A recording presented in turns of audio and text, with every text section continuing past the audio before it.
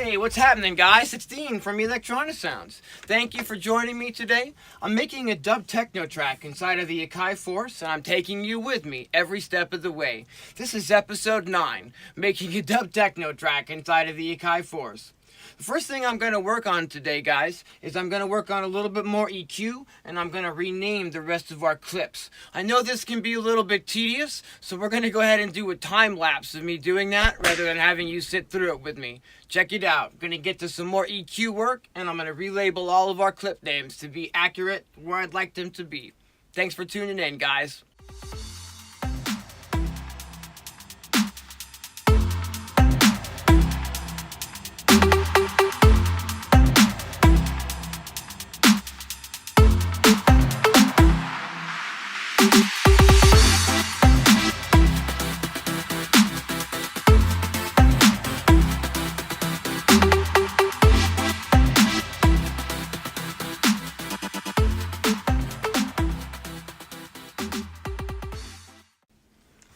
I've got quite a few notes that I've been making about things that I'd like to do with this track. The first thing I want to do today, guys, I've done the EQ, another EQ session, and I've gone ahead and moved all of our scenes down one click so that we can get some more variation and some more work done on the intro today. But the first thing that I want to do is I want to go to the menu, and I want to go to our memory and our CPU usage, our system resources tab, and we're gonna turn the volume down a bit here, and I'm gonna just play our most busy scene, and we're gonna see what our CPU is doing. Currently, our sample memory for the project is sitting at about, I don't know, just under 1/3 full of sample memory, so we're looking good there. And as you may or may not remember, I've been throwing on EQs literally as much as possible. So some tracks in here, some pads in our mix have like 4 EQs on them per se. I haven't been doing a count of the number of effects that I've been putting in, but it's really up there. And I want to show that, we can continue adding effects and not really worry so much about our CPU in this project.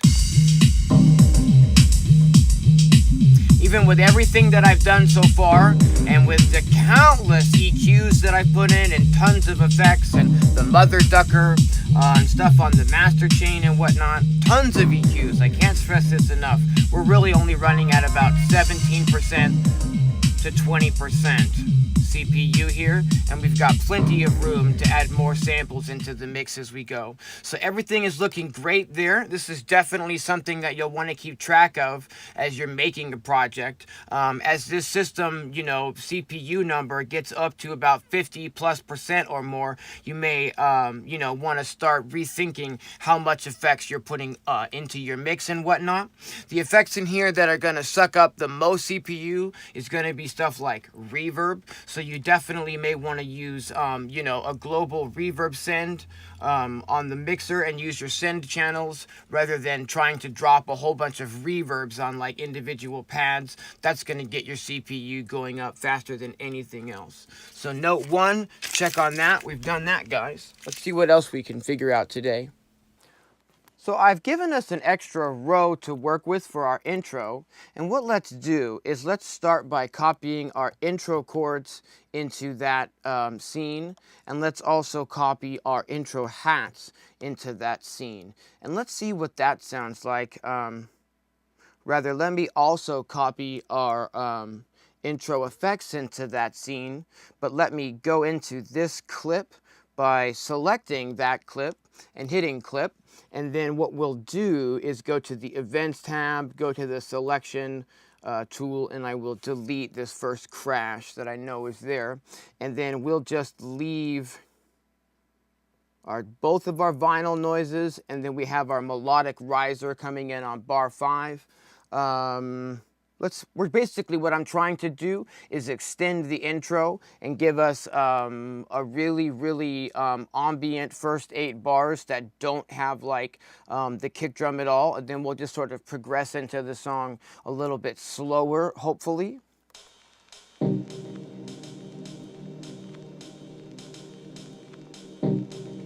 maybe we take out the ride here, so I can go back to, actually I don't need to go anywhere, I can just go delete.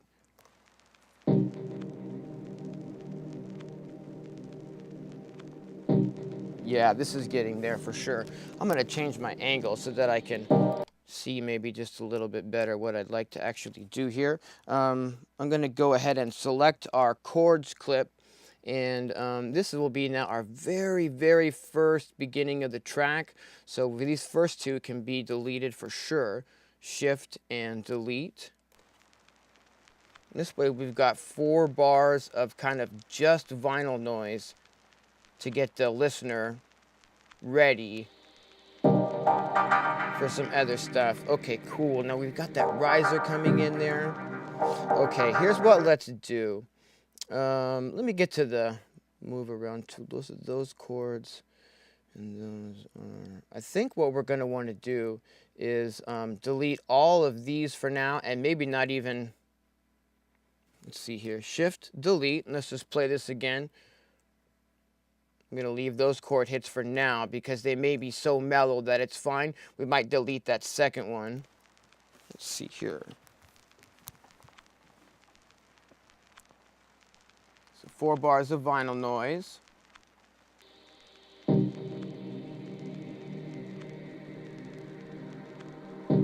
Awesome. Okay, what let's do is let's go ahead and delete this very first chord hit here. Delete, shift, delete. But let's leave that second one in. And so what's happening is we've got like 4 bars of vinyl noise, and then our melodic riser is kind of shifting in, and you're feeling a little bit of momentum that something is starting, and then a chord hit happens, and then I'll launch into the next scene. And that should be a little bit smoother of an intro for us. Let's go back to matrix view by default so we can kind of see better.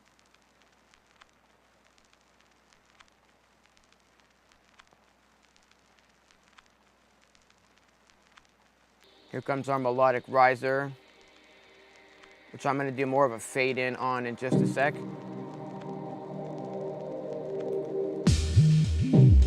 Yeah, absolutely. We are definitely getting there. Let's go to note mode, and actually we'll go over to our effects page here. And this is our melodic riser sample. And I'd like to get more of a fade in on this sound because I can really hear like dink when it starts. And I want to maybe avoid that and make it more subtle. So we're going to hit edit, and I'm going to tap this pad. I'm going to go over to the filter and envelope settings, and I'm going to bring the attack up on this sound quite a bit by default. Let's try 40. Yeah, now that little like sort of click is gone at the beginning of the sound, I think. And when you hear it in context, it'll be a lot smoother. We might add a second riser to this very beginning to start pushing the momentum. I'm going to put even more of a fade in on this sound. Edit and click that sound. We're going to go back over to the envelope. Let's turn this up like ridiculously dramatic. Let's turn it up to say 85. Even more. How about, how far does it go? Maybe that's the question. How far does it go? Because I really want this to fade in and be super subtle. It's maybe a little bit too subtle, so let's try. Actually, I'm a sucker for, you know, numbers like this. Let's try 111 and see if that happens to work in our mix. So we've got our 4 bars of vinyl noise.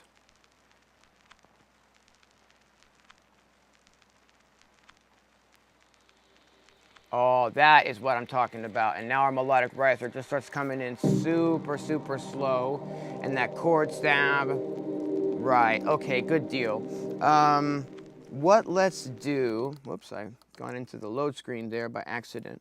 Let's go back to launch menu here. So let me go ahead and change the clip, and we'll see what to do next, guys. I often like to put an effects down filter on the very first downbeat of a track. It's probably inappropriate here, but let's give a go to see if that, you know, might be something that we can do. I'm going to hit the edit button, and I know our down filter is right here. I'm confident that it's going to be way too loud in the mix, so I'm just going over to turn the volume down before I start, you know, bringing that in. And if I just hit clip, we're already selected in our effects tab, and so if I can already see here that it's pad D04 that is housing that down filter sample, and if I just zoom in with my fingers and then select the pencil tool, right, then select that, and you know, kind of make it visually in my brain that it's a sample that's holding out. Use the zoom to kind of get a better overview of the clip there.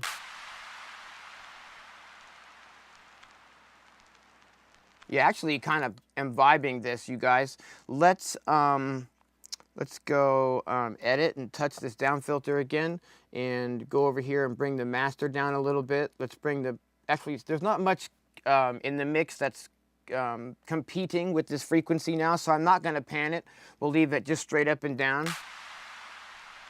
And maybe another thing that I like to do is to put like a bass drop on the very first downbeat of a track, like an impact, like boom, just so you know, kind of get the vibe, hey, something's happening here, and it sort of gets your attention. I don't have a bass drop ready to go at this point. We'll probably make one later inside of like a VST or something if I need that as a go-to. I might go to this and go to the effects tab. Whoops, sorry, I'm on the wrong pad. I want to do it on our down filter. And we're going to go ahead and put a para EQ on this. I'll stop the track from playing there. We'll put a para EQ on this, and I'll go in here and just remove any frequencies that are below, like, I don't know, 800 hertz-ish, so that our down filter doesn't have a bunch of lows on it. It's just this high, fizzy kind of... Yeah, maybe even one more click, cool. For now, we can go ahead and go into our note mode. Note mode, oops, what am I doing wrong here? If we go into the note mode on our kick drum track, cool, we have a variation on that up here, which is a high pass filtered version of it. So, I could maybe double tap here to add a clip, and then we could hit clip, and then let's see here. I could tap this so that we can see, you know, what pad we're affecting. It's C13. Can zoom in here a bit with the magnifying glass tool, select it, and then put like a, whoops, undo. Put like a pencil tool there, so just get like one high pass kick on the downbeat. I don't really like the way it fades out there. Let's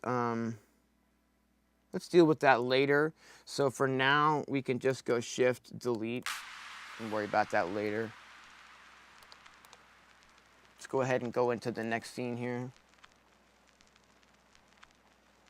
Here comes our melodic riser and our chord.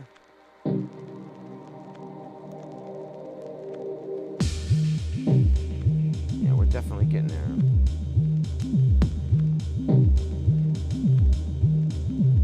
So we're building a little momentum here. Got our big chord hits, you know.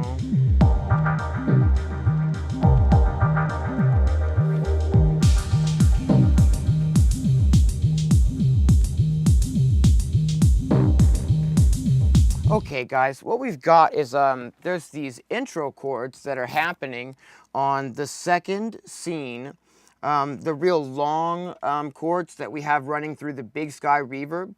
And then when our third scene starts, those the tail of that really long ambient chord stab is like still continuing to go. And what we want is we would probably want to go ahead and clip that and shut that off as our scene 3 starts, so that we have a more clean separation between these two scenes.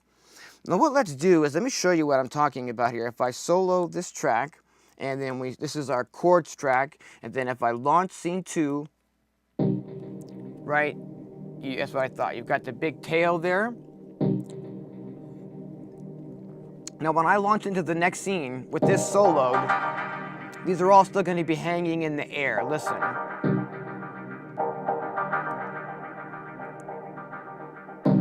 Hear how they kind of just sort of are still going there?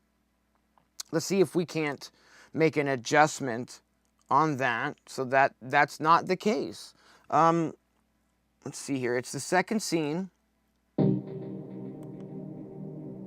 It's this pad here. I can see it lighting up there. So what I want to do is I want to set up a pad that hits on the absolute downbeat of the next scene, and we'll tell that pad to mute this pad. Okay, let's do this creatively by putting in like a dummy sample that's not actually going to play at all. What let's do, guys, see if you can keep up here, is we're going to, let's see, we'll put a pad, we'll put just any sample we want on like a pad over here. We're just going to need to have a sample here so that it doesn't matter what the sample is, just stick with me here. And then, okay, cool. And then we'll go into the master section there, and we're going to turn this sample all the way down, like negative infinity, so it doesn't actually do anything, right? And then if we go to our master tab, again, this is the, let's press our clip so I make sure I got the right pad. I believe it's this one. Yeah, it's this one here. Okay, so it's pad, right, whoops. Sorry about that, guys. It's pad A13. So I want to tell this pad that every time I hit this pad, it should stop pad A13 from playing. Okay, now when I hit this pad, nothing happens because I turned the volume down on it all the way. But now, hear how it shuts off this pad from going anymore? So now I just need to, on the third clip, put this note on the downbeat, and it will turn off that other sound when we start scene 3. I hope that made sense. So we'll go to Matrix and Launch to kind of get, you know, like my brain around where we're at and what, you know, is selected and everything. And it's, we want to make sure that we're selected on the proper clip, and I hit clip. Actually, I did that wrong because I don't want to affect the clip in scene 3. We need to affect the clip in scene, I'm sorry, we need to clip, I'm all over the board now. We need to affect the scene, the clip in scene 3. So I'll select that clip, and then we'll hit clip. Now on the downbeat of this clip, I just need to trigger this note right here. So if we go ahead and scroll up, we'll see which note is selected. It is D16. So all I need to do is put a dot here on the downbeat. I don't need to, you know, edit the end there, but I'm going to just a little bit so that I can see more easily that there's actually something here.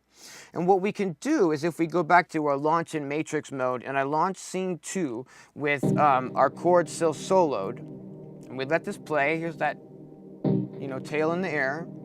And I'm going to shift to the next clip, and it should.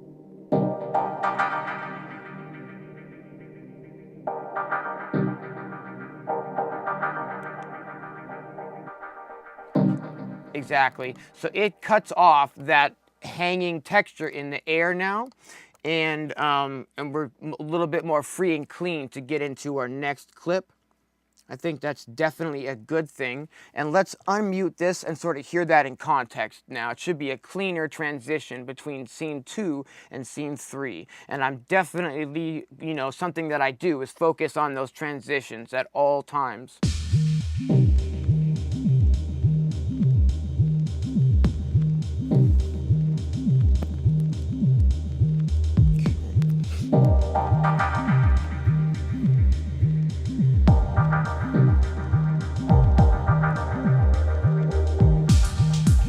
Oh, absolutely. That is a lot more. I keep trying to hit load instead of stop today, guys, which is getting me into this menu instead of hanging out in the matrix. Sorry about that.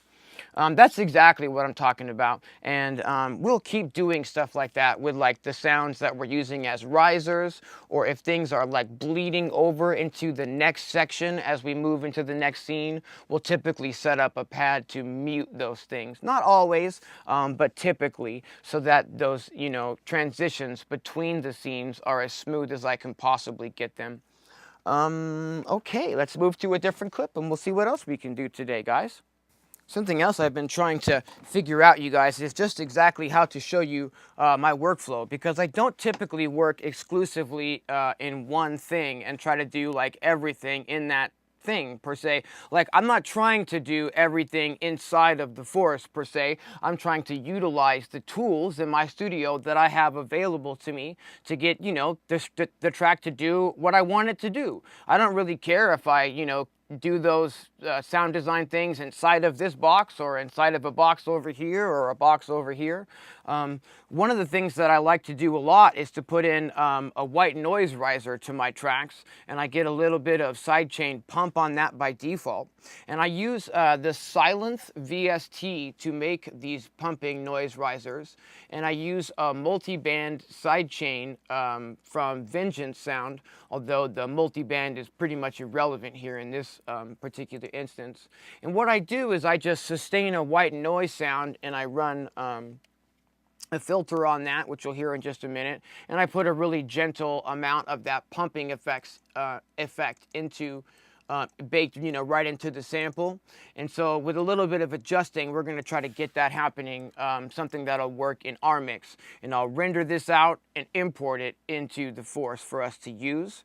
What I'll do is I'm just going to launch a clip here, and then when this is about 4 bars through the clip, I'm going to press play on the space bar over here on Ableton so I can hear what the riser is doing in time with our track. I'll make a little adjustments as needed, and then we'll go ahead and render the riser that I've created to a flash drive, and then we'll bring the sample over here to the Force. 3, 4, 2, 2, 3, 4, 3, 2, 3, 4, 4, 2, 3, and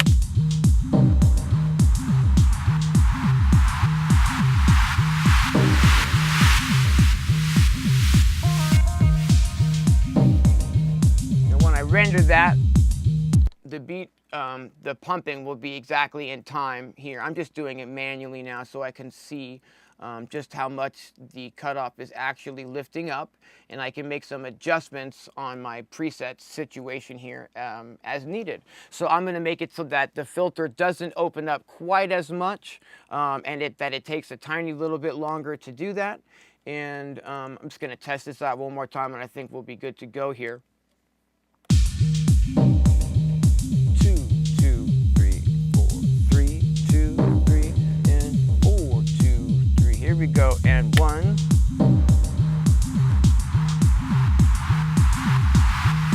Yeah, I don't want it to open up even remotely that much. So what we'll do here is, oops, sorry guys, is on the, I have the cutoff set to a amp modulation envelope, and I have the attack of that envelope set very, very high so that it takes a very long time to open up. And we're going to just make the amount of filter cutoff be a little bit less, and try that one more time. 3, 2, 3, and 4, 2, 3, and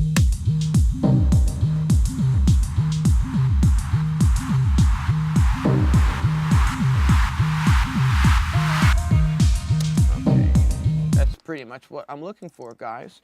We're going to go ahead and see if I can do this. I wasn't thinking about this before I set up the shot here. We're going to go ahead and plug in this flash drive to my computer down here.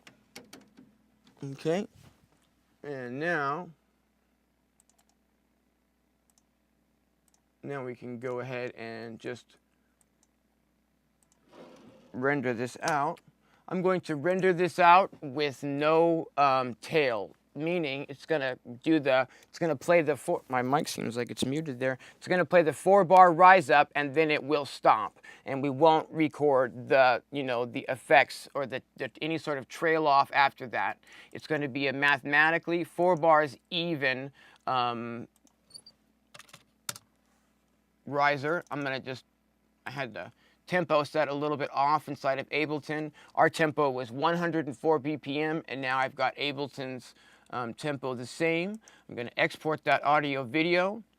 It's going to take just a sec here. It's going to allow me to go ahead and make sure my settings are correct, and they are. And now I can put that sample on the thumb drive. We can call this 104 BPM pumping noise riser. Okay. And there's risers, you know, a million ways to make a riser. If you guys are interested in some master classes on risers, give a go to YouTube and just type in like riser tutorial. There's no shortage of ways that you can make these. This is just sort of a go-to method that I've used for quite some time because the results just work, you know what I mean? And when you find something where you're getting results that just work, just stick with it, you know what I'm saying? Of course, we also made a custom riser ourselves in here already, and we'll probably make some more. But I really do like the effect of that pumping white noise riser that we're able to create using silence and a little bit of sidechain compression in Ableton Live. Okay, guys, now what we're going to do is we're going to go to our effects track here, make sure we're in note mode, and we've got our melodic riser here, so maybe I'll put it sort of in the same, area of the, track as that. What we'll do is we're going to go to load, and I'm going to direct the force to my flash drive here.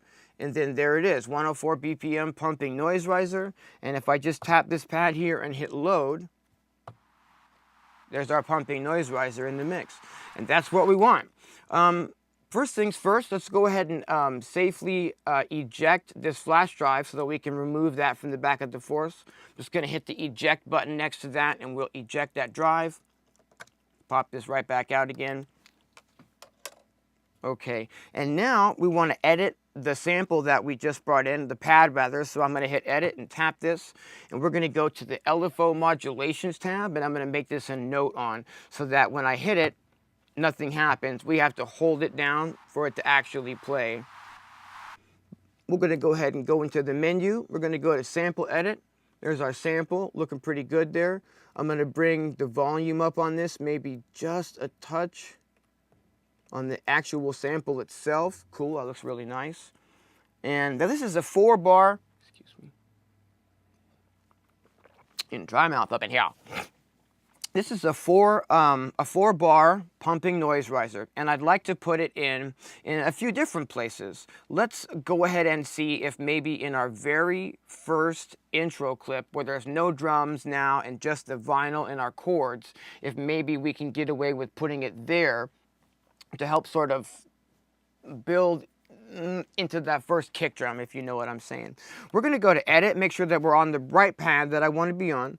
We're going to send this pad to our global delay and our global reverb ever so gently, just to try to get it in the same sonic space as the rest of our sounds in the mix per se. I'm going to send it to 5 each on the global reverb and delay. We're going to go ahead and load an effect here. You guessed it, it's the AIR Parmetric EQ. And what I want to do, so we'll go to that second page, we're going to turn these on, the filters, I'll make the low cut a 24 decibel slope, and we will remove all low frequencies. Let's start with, let's start with 600 hertz by default. So on the riser, it's just, the sort of mid and high frequency stuff, nothing in the lows whatsoever.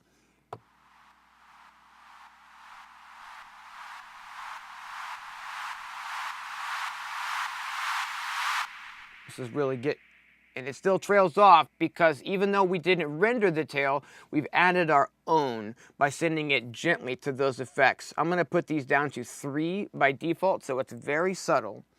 And then we'll just go back into launch and matrix so I can kind of figure out what I'm doing here.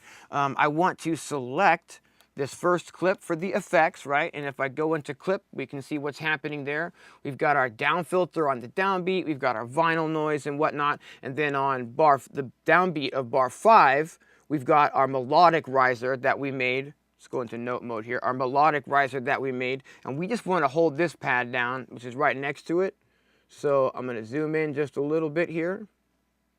And I'm going to put a dot right there where we'd like it to be.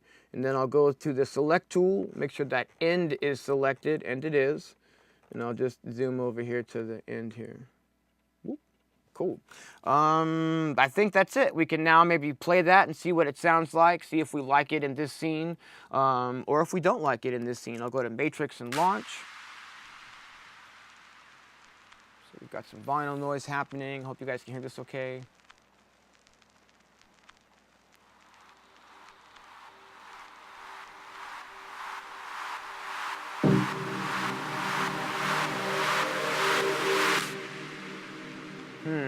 I didn't go to the next scene because of my brain was a little bit confused already as to maybe a confliction now between the chord stab and that noise riser. First thing I'd like to do is go ahead and select that riser, and we're gonna bring it down in volume by, like, I don't know, 3 decibels or something. So see what that does by default. We'll give it a pan, like maybe 10 to the left, right? Cool. Let me play this again and really listen to when that that chord stab happens in our intro, and see if we want to delete it or move it somewhere.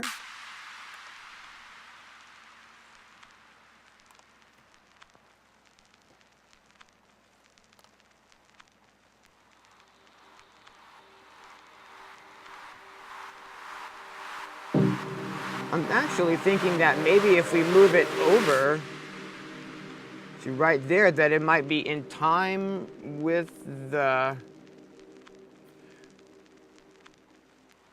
No, now I'm starting to think what we need to do is to put it on the downbeat of that measure 5 and let it maybe like, yeah, okay. Follow me on this, guys. Let's do some creative stuff. It's pad 13, so it's this one here.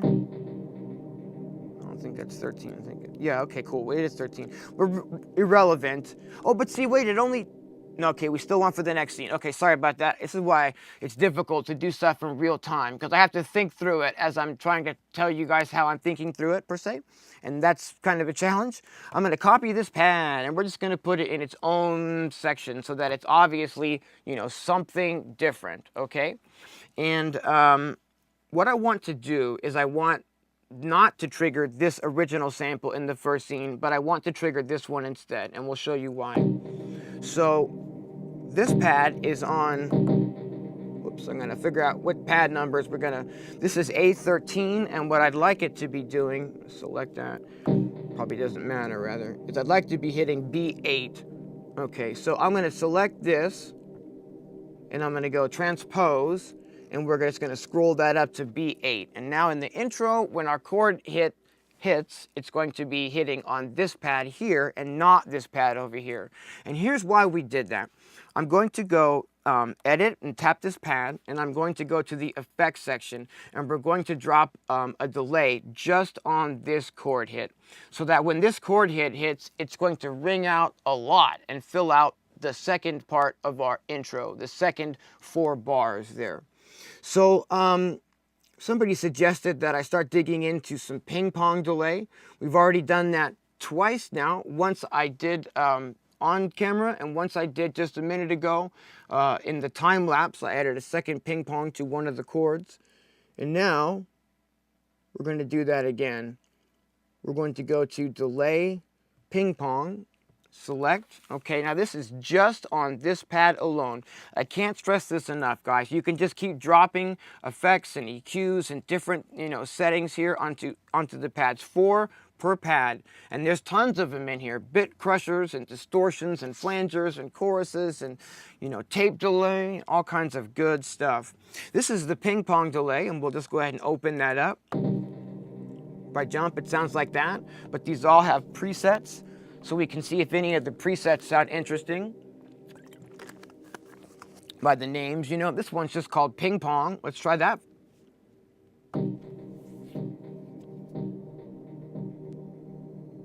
Ooh, that was pretty cool. Let's turn the dry wet up on that to 65 and see what that sounds like.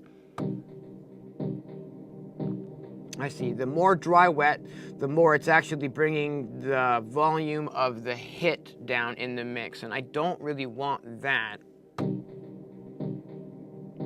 But that's sounding pretty nice, actually. So what let's do is, if I go back to Matrix and launch, kind of my default overview, now if I launch this clip, we should hear that chord stab happening rather than what we had originally. And let's see what happens here, guys. It's going to hit on the downbeat of measure 5 at the same time that our risers start. Hopefully, keeping everything in time and, building this into a neat little intro. Still want to put like a downfill bass drop on that downbeat. Yeah, this is getting there, really getting there. I'm wondering if we want to literally just start with that riser. What we could do is we could maybe go into clip mode and then select, yeah, here we go, the effects track, right? See if you can follow me on this. What I'd like to do is I'd like to bring our noise riser that we just added. I'll select that. I guess it was already selected. That was silly. And what I'd like to try to do is bring this, yeah, no, I want to nudge, not edit start. If I put this on the downbeat, this should build, and then on measure 5, when our newly delayed chord hits, it should make sense. Stick with me. I'm going to put a I've got to go back to the matrix and launch to get my head where it needs to be. I want to put a kick drum on that downbeat of measure 5. So I'm going to select the kick clip, and I'm going to hit clip, and then go to note mode. Here we have our, right, we have that alternate kick, which has got a low pass, so it's less dramatic than our main kick. Yeah, so I don't know. Maybe this might be perfect though. Except that it has that stop on it. So does that. We might create a custom kick for this. But what we want is we want to kick impact, boom, you know, on the downbeat of measure 5. Let's start with our main kick and see if we can, you know, maybe get away with that. Oops, I just, you know, put in some notes by accident. I'll just highlight those and go shift and delete. Make sure we're on the proper tool here so that I can zoom into the what I want is the downbeat of measure 5. Here we go. Okay, so pencil tool, boom, downbeat of measure 5. So we have our riser now.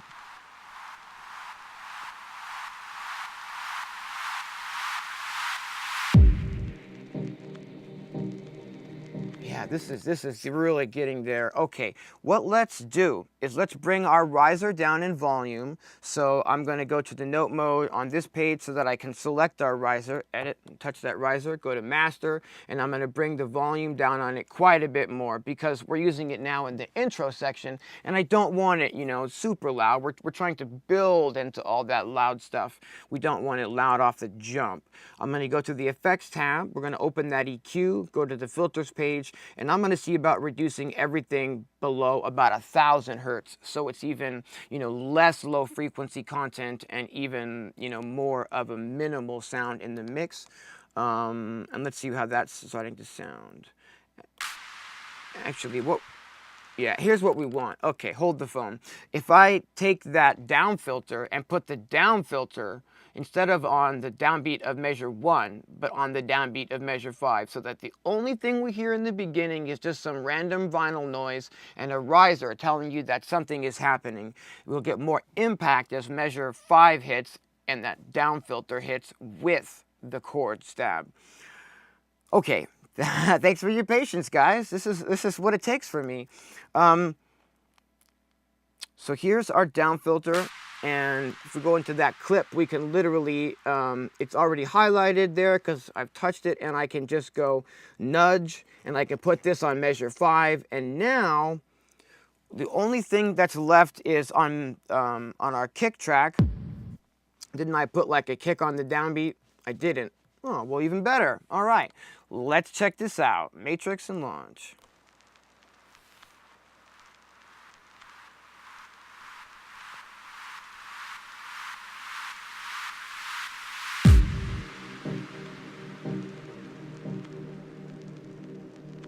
Yeah, this is really, really close. I'd like there to be more of a delay sound on that chord hit that hits on the downbeat of measure 5. So if we go to note mode rather, and it's this guy. And so if we go edit and we touch that to open up our window here and go to our effects tab, make sure that, you know, we've got this pad here. And I can turn up these global sends to maybe like 15 to make what I'm hoping to do is to make, eventually, to make this hit louder and more dramatic, you know? Getting there. Gonna turn our dry wet here up to 60 instead of 55, just to get that tiny bit more, you know, effect on it, hopefully. And I can actually go into the PRO EQ, since we're just right here, and there's an output on it right here. I can just turn the whole track up like a decibel and a half real quick.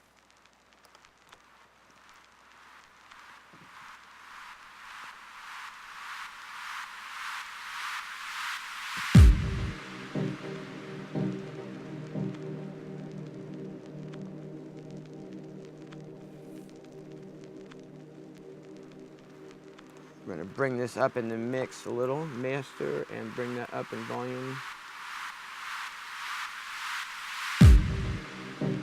Still trying to bring that chord hit up in volume, guys. And I'm going to send it more to our delay, and maybe a little bit less to the reverb because it has its own built in.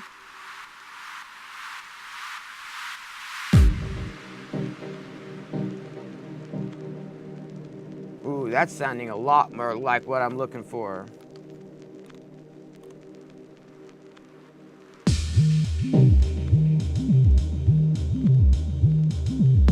Okay, so do we still have our melodic riser in the second half of the intro here? I believe that we do, because I want it to be there.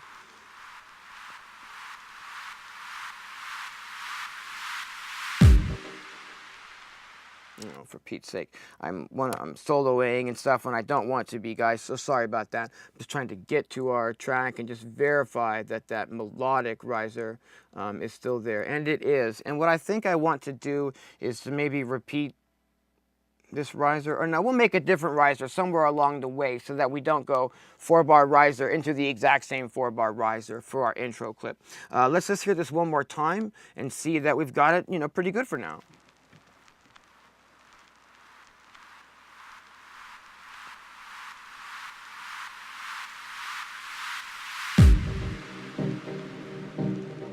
So we're gonna need some more work still, but this is coming together. Oh yeah, oh yeah. Okay, this is totally coming together, you guys. Let's, I have some other ideas for some like variations and some creative stuff we can do with a hi-hat maybe. So let me switch the clip and let's see what we can do. Thanks for sticking in, guys. Okay, it is really difficult to write in real time with the camera going, and I know it's a little tedious with me having to, you know, talk through every step of the way. So I'll see if I can't keep this next section a little bit shorter, and then maybe we'll call it for today so that this one doesn't end up being too long. Because I know it's hard to digest when they get to be that, you know, that length, you know. But it takes me a lot of time, you know, to write, you know, a full complete song and whatnot, and I really want to take you guys with me, you know, on this full journey. What we're going to do, guys, is we're going to go ahead and create another scene for now. So we're going to copy this scene, and I'm still holding copy. I'm going to put that into the scene beneath it. And I want to see about doing some creative hi-hat stuff that maybe we can use throughout the mix. I'm currently going to go ahead and delete the snares. I'm going to work on this new clip, you know, and then we don't need to have this other stuff here for now, so I can just delete that, and I can delete this as well also. What we have here then is just the kick and just the bass, which will allow me some, you know, just some room to write.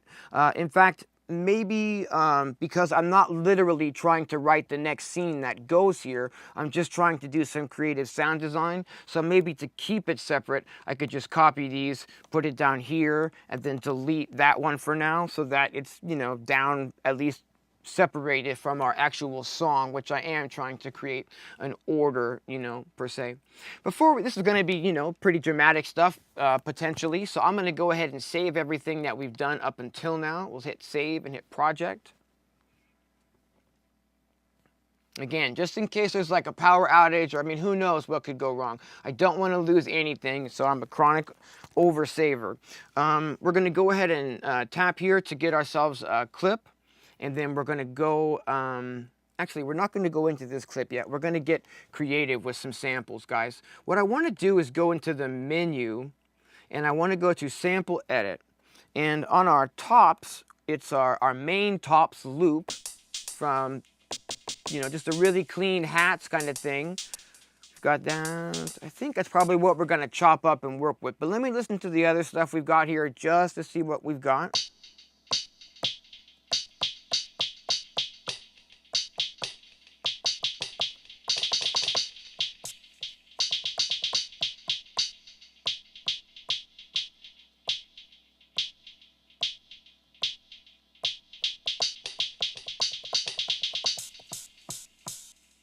Is that right? Oh, that's our big hat. Yeah, with the big sky.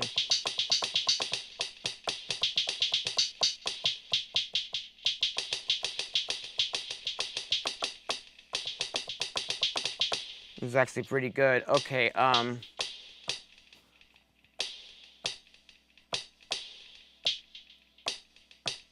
that's the exact same sample, guys. There's a mistake here. So, I don't need to like delete the sample from our memory per se. I'm just gonna get it out of like the actual drum track itself, so we don't have a duplicate in there for no reason, you know. And I'll leave this everything else the way it is because I believe we've already sequenced this pad in a clip somewhere. Okay, I'm thinking what I'm going to do, guys, is write down the names of the samples that I want to use for this trick here. So we're going to use hat, Big Sky 1B, and then 1C, and then just like hat, Big Sky. I want 4 samples, and you'll see why. And then 1A, yeah. Okay, good deal. And so what I'm going to do is we'll make this on a pad that's sort of, excuse me, separate from these other pads so we know there's something, you know, specific going on there. And what I'm going to do is I'm going to go ahead and just tap this pad. We'll go edit rather and tap this pad. And I'll go to the, let's see here, edit. Right, it'll load this to the samples tab by default. I'm going to go ahead and click on the first sample tab. And I'm going to pick this first sample here, which is hats, you know, Big Sky 1B. So we'll scroll down, hats, Big Sky 1B, cool. Where did I put that? There it is, fantastic. And now, if I go to the samples tab, right, I can put another sample on this same pad. And we're going to choose hats 1C, Big Sky 1C. And then on the one beneath it, sample slots rather, you know, I'm going to choose the one that said hats Big Sky, hats Big Sky, okay. And then lastly we've got hats Big Sky 1A, and this is loading 4 different samples onto this one pad. 1A, okay, cool deal. 4 different samples, and this is awesome, you guys. What we're going to do now is go over to the LFO and the modulation tab and tell this layer that it should be random. And now when we hit this pad, it's going to randomly choose one of those 4 hi-hat samples to play back.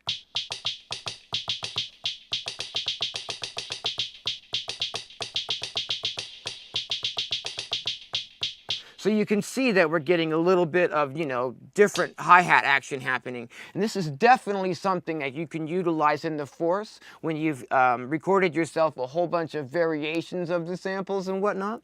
This is definitely one of the reasons why I took 3 episodes to collect sample material before we started writing the actual, you know, piece. Because now you can do stuff like this without having to worry about, oh, well, now I need to record 4 hat samples and you have to pause for the day and your workflow will be all off. Now we can start affecting this pad. Make sure that we're on the right pad. Always just make sure, you know, go to the effects tab and we can go ahead and put on the AIR Parmetric EQ. And we can go to the second tab. We can turn these filters on. We can leave the top one at, actually, this one, let's go ahead and make a 24 decibel slope. And let's bring this down to 18 kilohertz, shaving off like the very, like just look at the polishing cloth, very fine grit sandpaper, working on those high frequencies that are on these hat samples. Let's turn the bottom filter on, which is the low cut. We'll put that to a 24 decibel slope, and we're gonna bring the low cut frequency on this up to about 600. Let's bring the frequency of the highs, the high cut down to 17. Sounding really nice. Let's put this, all of these hats, let's put to our global delay and our global reverb by about 5.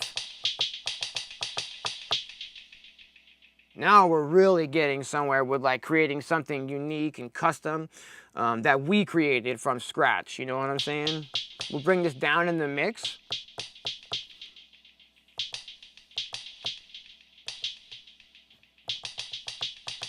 Now on these samples, we can pan them individually so that as this hits, it'll do an interesting, you know, stereo width sort of a thing as well. Let's turn the first sample 5 left, and let's turn the second sample 5 right. Let's turn the third one, how about 15 left, and then the fourth one 15 right. And now if you're wearing your headphones, and you can hear the stereo separation, hopefully. Just one more element that's going to give us, you know, that tiny little bit of variation in our track. Let's remember that every pad has a built-in filter, and by default it's set to a low pass filter. So I could continue just shaving off these lows if I wanted to. I mean highs, I meant to say the highs that we were already shaving off a little bit. I'm going to set this to 110. We're just making sure that there's not a whole lot of high frequency content, you know, in this pad. And now if I launch that clip,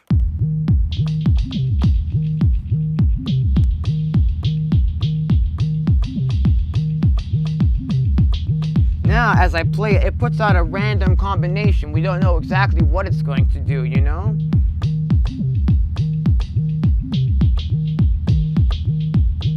And this is, I find, is more interesting if you do, excuse me, I keep pressing load instead of stop today, oh my gosh. This is more interesting as you put in more notes. So like, for instance, if we put in a 16th note pattern, you'll hear this, you know, that change really dramatically. Let's go ahead and see if we can do just that. I'll put in a 16th note pattern, and then we'll put the mother ducker effect on this pad so that it kind of syncs and pumps in time with our beat. I'm gonna hit clip. And let's see if I can find out which pad is highlighted. It's B08. I'm gonna go ahead and scroll in here a bit. Could have used the, you know, the zoom wheel for that as well. And I'll use it now. Push over a little bit. And I'd like to go ahead and let's start with some 16th notes on this hat, but let's try to create a little bit of variation by making the second one down in velocity quite a bit maybe, you know, so that we get sort of a more humanistic, vibey kind of thing.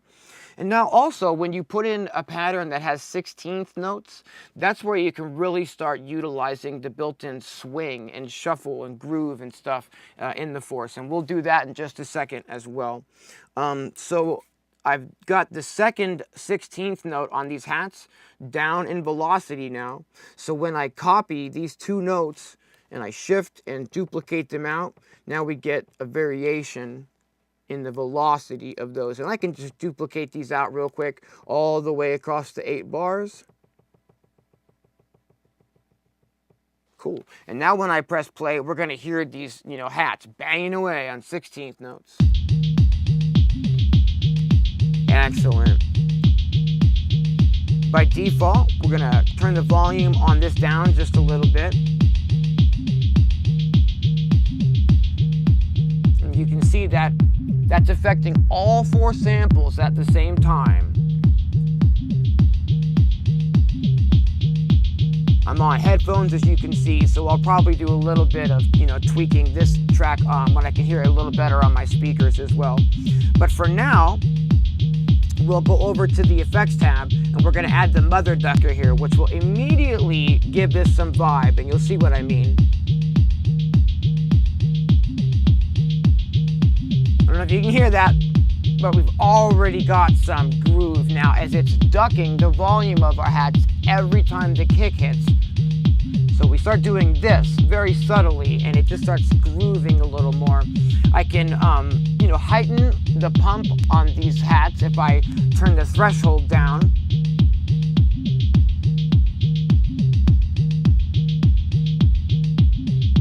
And that's starting to really give me what I'm after here.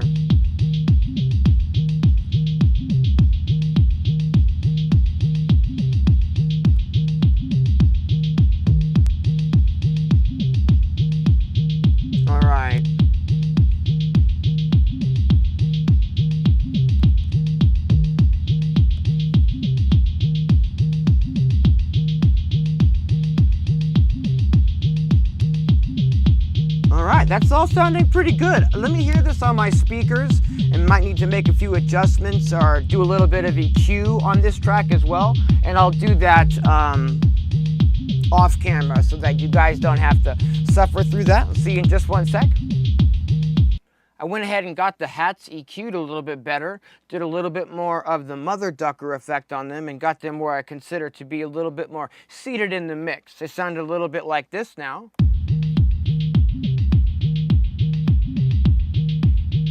So if you listen really closely, you can hear that it's kind of an unpredictable, shifting kind of a groove there. And what I like to do a lot of times is to put another element in that same frequency range over a random, thing like this to sort of anchor down the groove as the random thing is going, so that there's still something for the listener's brain to really cling to in that groove. And what I've noticed here is that we've got a hi-hat loop, which actually sounds really neat over this. Check it out, guys.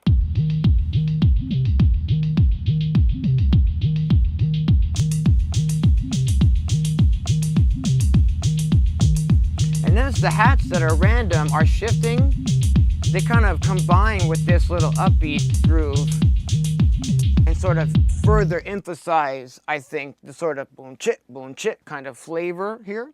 So what we're going to do is we're going to go ahead and select our clip and go into it here. And I can see which pad I'm affecting here. Should be one of the A pads down here at the bottom, and it is. And what I want to do is just sort of don't chat kind of a thing. This is set to note mode, not one shot, so that we have, it's only going to play when I'm programming the note to hold out here, which we'll do now. Go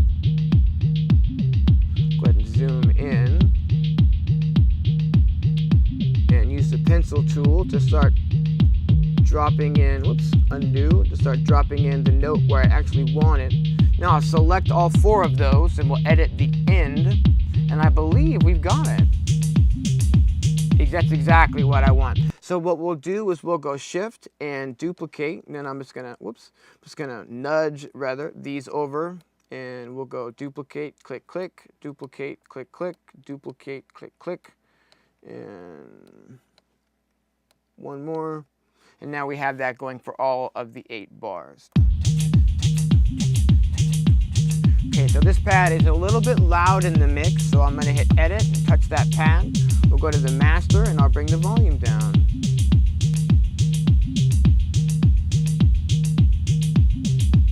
Let's go ahead and put the parametric EQ on the first effect slot here.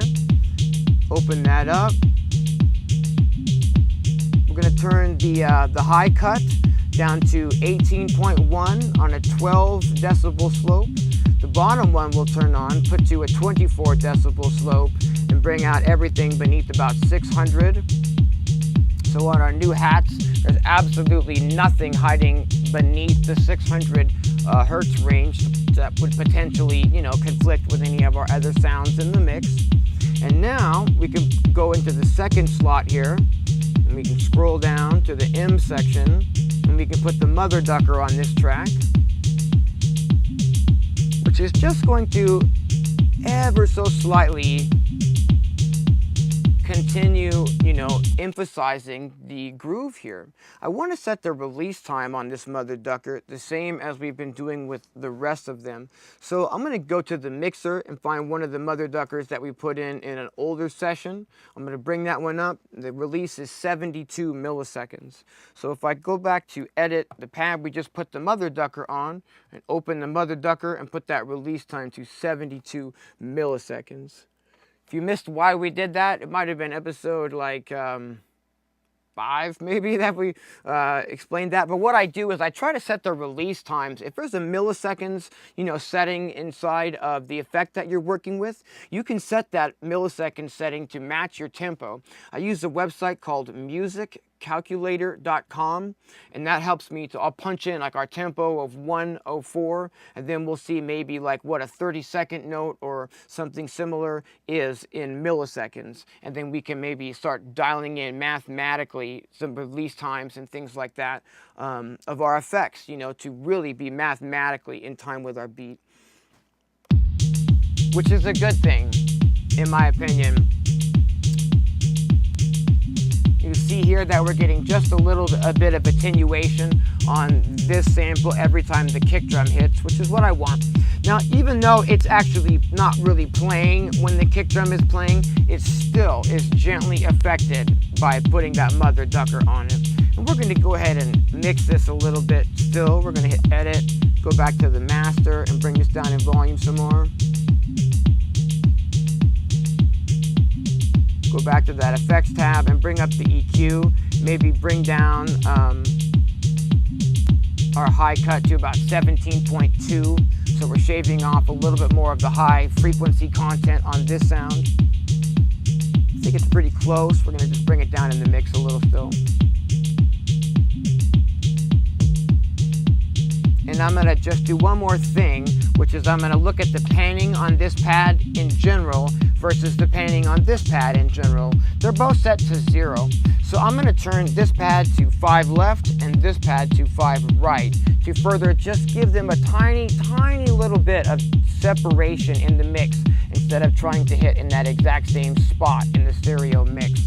And I think that's kind of helped with a little bit of separation already. Okay, I don't want to get too long today, guys. I did another video this morning where I updated the firmware inside of the Force, inside of the Live. So I've been going at this for quite some time today. Let's go ahead and save where we're at for now.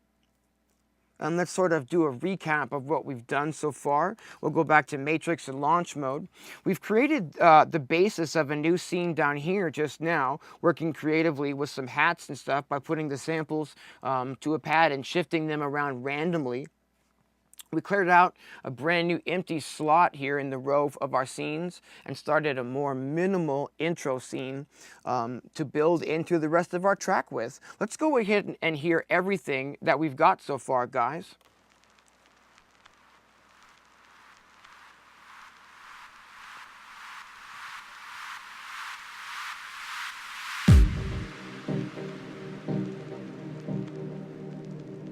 Intro is getting there.